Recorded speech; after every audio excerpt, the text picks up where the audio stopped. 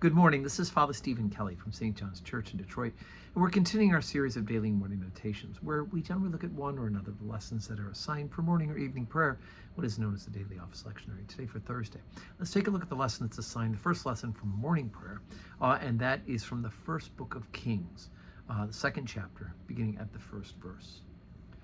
Now the days of David drew nigh that he should die, and he charged Solomon his son, saying, I go the way of all the earth.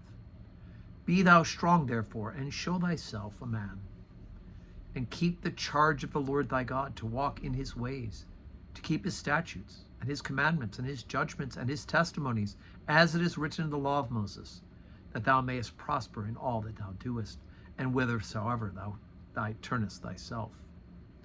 That the Lord may continue his word which he spake concerning me, saying, If thy children take heed to their way, to walk before me in truth with all their heart and with all their soul, there shall not fail thee, said he, a man on the throne of Israel.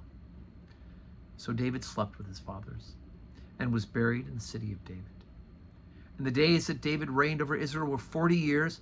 7 years reigned he in Hebron, and 33 years reigned he in Jerusalem.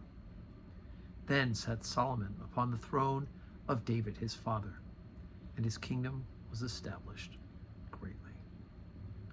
Okay, short lesson, but it's a kind of one of those big turning points. We've heard all throughout the first book of Kings.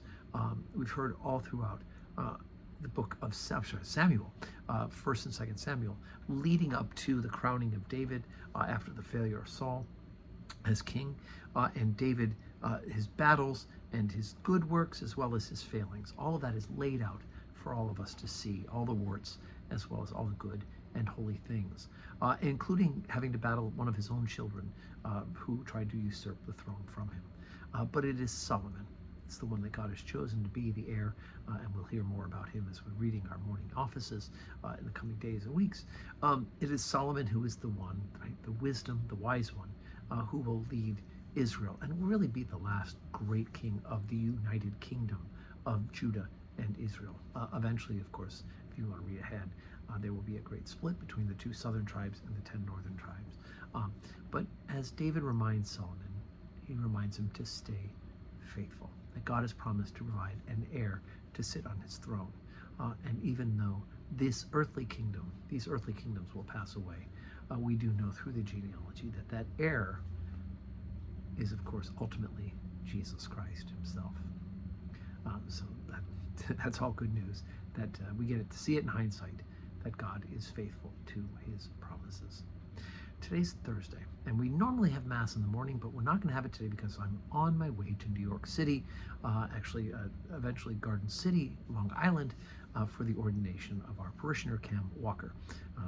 Cam is a deacon right now and is a curate in the Diocese of Long Island, and God willing, on Saturday morning will be ordained a priest. So please do keep me and my wife in your prayers as we travel, and of course pray for Cam as he prepares to be ordained to the priesthood. And may God give you a Thursday that is full of blessings.